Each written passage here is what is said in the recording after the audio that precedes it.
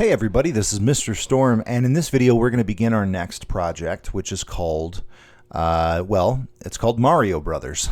I don't know if you've ever played Mario Brothers, Super Mario Brothers, the original from 1985. We're going to recreate the first level of that. We're going to add, we're going to build the level today, then we're going to add a main character, Mario, and we are going to add enemies, and it's going to be a good time. So I'm going to call mine Mario Bros. Now, some of you have been asking, how do I save my project onto a flash drive? All you have to do is whenever you're creating your new project, you can find your project path, go to browse, and then find the drive you want to put it on. So your flash drive is probably going to be the D drive.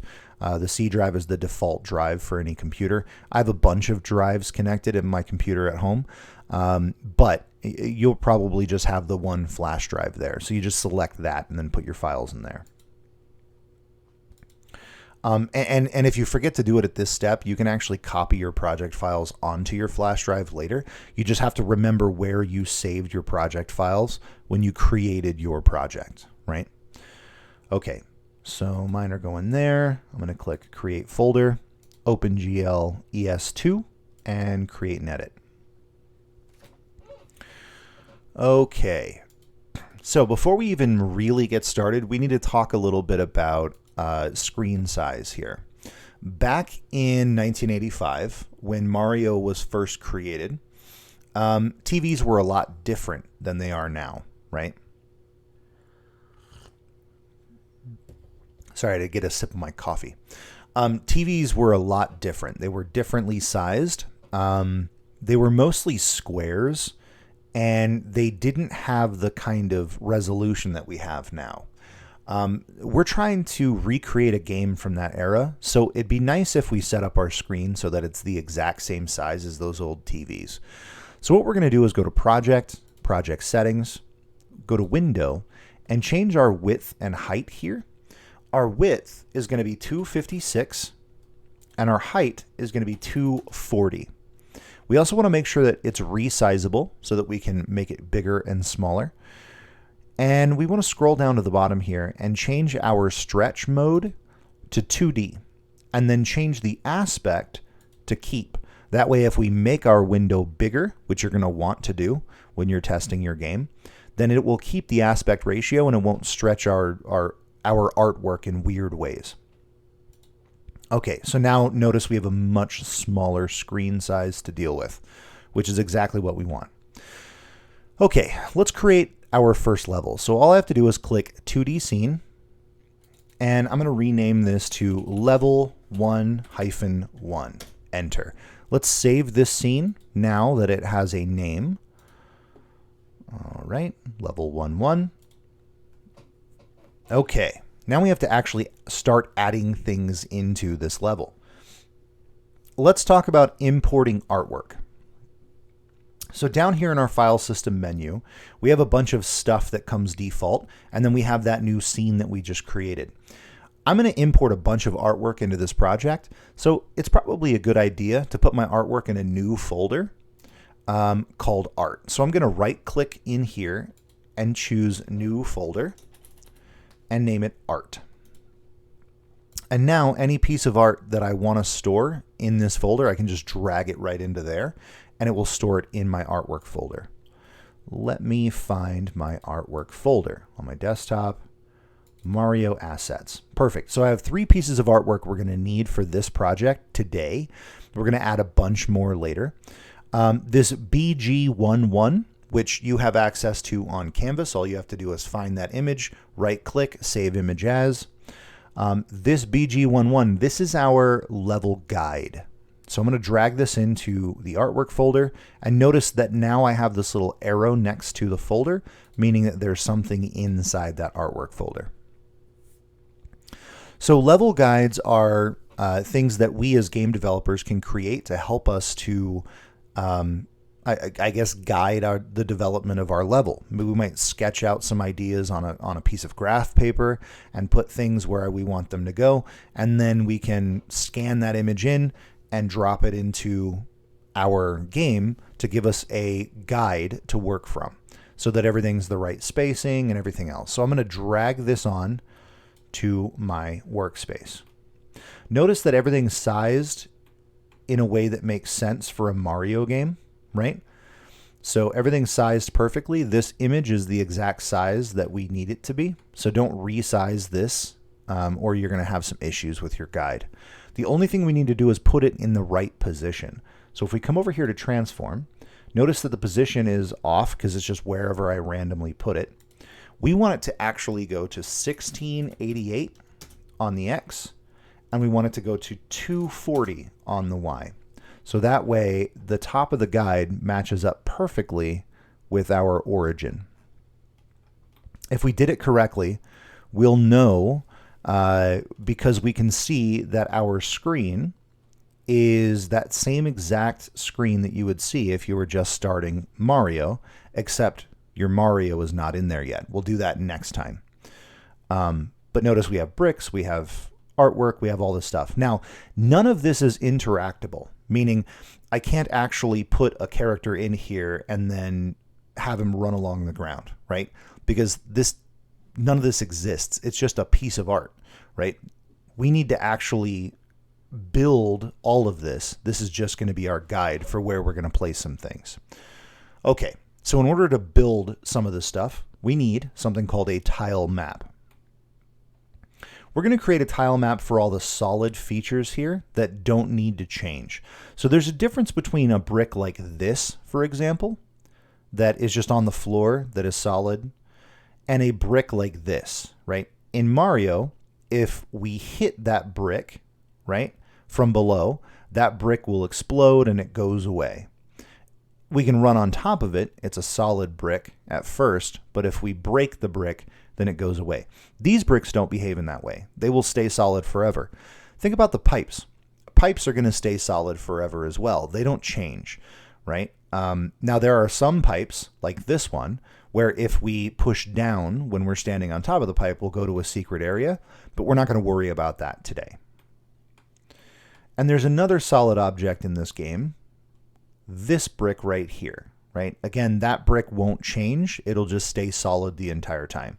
So we're going to create a tile map that handles all of these solid bricks in one. So select your root node, right click, add child node, and we're looking for a tile map. Tile maps are literally just a map of tiles, and you can paint on those tiles in any place you want inside the tile map. I'm going to rename this to solid because we're going to have multiple tile maps in this game. This is going to be for all the solid objects in my game. Now, a tile map requires a set of tiles to paint with, right? Just like if you're a painter and you have a palette in front of you, you're going to want to have different colors on that palette. So we need to add those textures that we can paint on. If we go to tile set, click empty, click new tile set, and then click this arrow next to it and click edit. We have this new menu down here where we can add new textures into our game. And the textures we want to add are from this tiles sprite sheet. So if I drag this into my artwork folder, now let's talk a bit about 2D art in Godot. If I were to drag this out, let's go to a spot where it's not going to be interfered with. Notice that, excuse me. Notice that I have all the tiles that I need to create a bunch of the objects in this game. Even like I'm fighting Bowser and there's the axe right there. I have coins, I have bricks, I have all the things I need. But if I zoom in, look at the artwork here. It's really not great, right? It doesn't look great. That's not because the art sucks. It's not because whoever created this made a really low resolution piece of artwork. It's because Godot will automatically try to apply a filter to everything when we bring it in. It makes sense for more advanced art, but for pixel art, it doesn't. It actually hurts the artwork. It doesn't help. So we need to fix this. So the easiest way to fix it, and actually the only way that I know of to fix it, is to select your artwork, go to import, and turn off that filter. And then when we re-import, watch what happens to the artwork. It's all nice and crisp now. Everything looks great. So now we know that our art is set up properly so that it'll look good in the game. We can actually get rid of this now because we don't need it anymore. Okay, let's go back to building our tiles. So tile set. Let's bring this sprite sheet into this area here.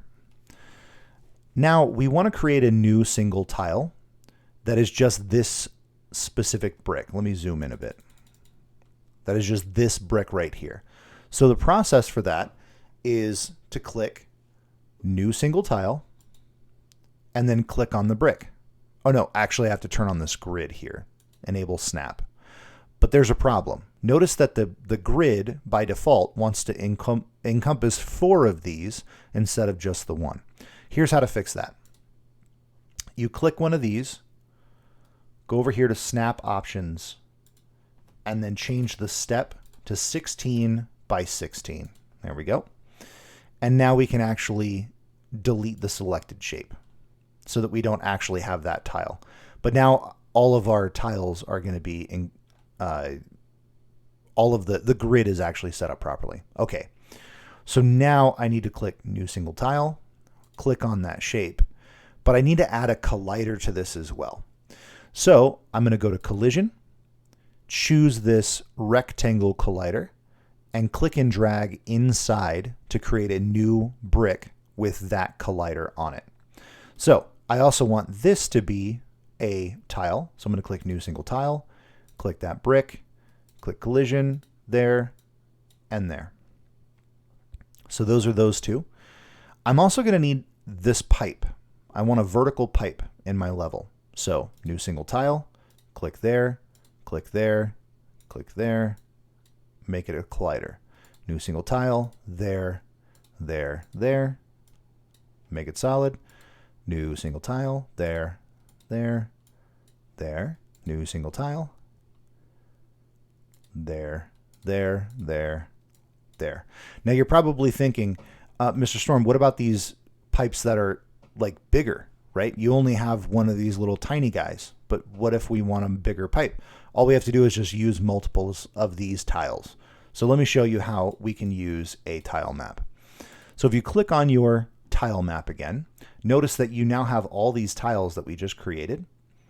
And if I were to come in here, I could actually click and create a tile. But the problem is our grid size is way too big. So with this tile map selected, I want to go to cell and change it from 64 down to 16. Now notice that it completely, my artwork completely fills inside the entire grid. So what I can do is I can click and drag to paint on those solid tiles. Now you're probably wondering, like, okay, what did you just do? Like that, all it did was it changed the color slightly. Here's what I did.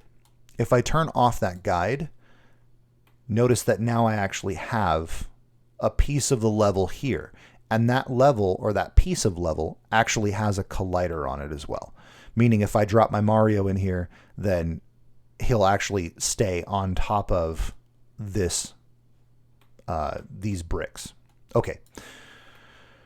And I'm going to continue to paint in here. If you make a mistake like this, then right click will erase the bricks that you, so left click paints them on, right click paints them off. One other note about tile maps that we aren't going to use in this project, but you could if you wanted to. You can actually rotate the tile using, Z flips it horizontally. You could rotate the tile, I think it's, X flips it horizontally. Z rotates it vertically. And you can rotate the tile using A. So anyway, that's something that we're probably going to play around with in other projects. But we don't need it today because Mario has very simple artwork. And the tile set that I found has everything that you need. Alrighty. almost done. So now I have a base, like a foundation for my entire level. So now I know how big the level is going to be, and it's solid. My Mario can run along that level, no problem. Okay, let's create these bricks right here. I'm just going to create one section. You guys can do the rest. But notice that just like with those bricks, these bricks are now solid and they're now in my level. Let's create a pipe. I'm going to create this pipe right here. Again, I'm just going to do one example. You guys can build all of them. You should build all of them. And as a matter of fact, I'm going to go back after this video is over and build all of this stuff as well. So there we go. There's a pipe. And because these have colliders, Mario will bump into this and not be able to run past the pipe. Perfect. Okay, let's talk about objects that we don't want a collider around. Decorations. The hills, the clouds, the bushes. These things all need to be able to exist in the world, but we don't want to interact with them. So for that, we're going to need a new tile set. We could probably do this all in the same tile map, but honestly, I like separating them in this way. That way, if we have any issues with collisions, we can change it. It's, you know, I like keeping all my collidable objects on one tile map and all of my decorations on the other.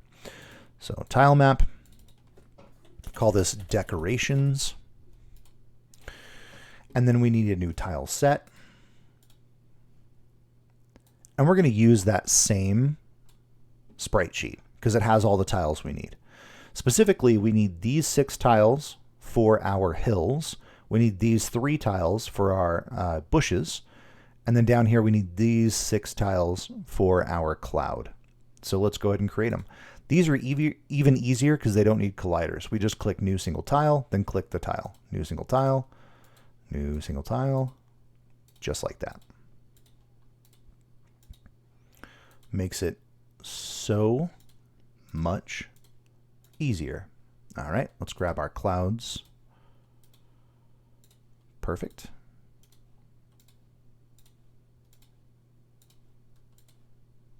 Okay, so now I have a new tile set with all of those tiles in them.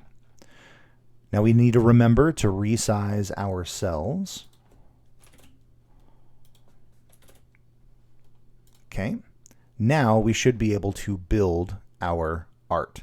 So I'm going to click there and there. This little top piece. There. That guy. Right there. And right there. All right, looks pretty good. And that's going to be something that Mario can run in front of, and it's not going to interact with it at all. So that's a hill. Let's build these bushes here. Perfect. Looks pretty good. And let's build some clouds. I'll build this set of clouds here. Notice, by the way, that the artwork for the clouds and the bushes are the same. That's a way to reuse some assets. Alrighty. Boom. Boom, boom, boom. Boom. Boom. Boom, boom, boom. And boom. All right, so there we go. Now we have clouds, we have bushes, we have hills. And again, I'm going to let you guys build those on your own. I'm not going to make you watch me build all those all day here by myself. There's one other thing that we want to do. I don't like this gray background. I want that nice Mario blue. So let's go ahead and create an object to bring that in. First, we're going to need a piece of art for that. For this, we can just use this very small 32 by 32 sky box. Notice that the sky is one uniform color, so we can just use one colored square and just stretch it across the whole thing. So the way we're going to do that is create a new node called text rect, texture rect. Basically a rectangle that has a texture in it. I'm going to sky. And notice that my texture rectangle is right up here. Let me turn off my background. It's right up there. I'm going to drag my sky picture into the texture. I'm going to click expand to on. And then what I can do is just stretch this across the entire project. I'll actually bring that down just a little bit too. Now you're probably thinking, well, that's not great. We just covered up our entire level. Well, in Godot, the order of these nodes will determine what is closer and what's farther away from the screen. We want the sky to be in the extreme background, so we'll put it all the way at the very top. Okay, so now we have that sky that matches the color of Mario. Perfect. Okay, at this point, I think everything's good. You can do the rest of this on your own. The only thing that I haven't shown you how to do is at the end here, there's this castle, okay? This castle is not interactable, so it's a decoration. And let's go to the tile set. You actually have all the tiles you need to build that castle right here. So I'm going to let you guys figure out how to build that castle at the end of the level. So finish building all the decorations and solid objects, and then see if you can figure out how to build that castle. Now the other bricks, you're probably thinking like, hey, we didn't build these guys or those, right? Those bricks we're going to deal with later. These are going to be separate objects that aren't going to be in a tile map. They're going to be their own individual objects that can animate and break and go away and do things, spawn, power-ups and all that stuff. So these are a much more complicated object than these are. So we're going to leave these for later. Okay, I'll let you finish decorating and I'll see you guys in the next video.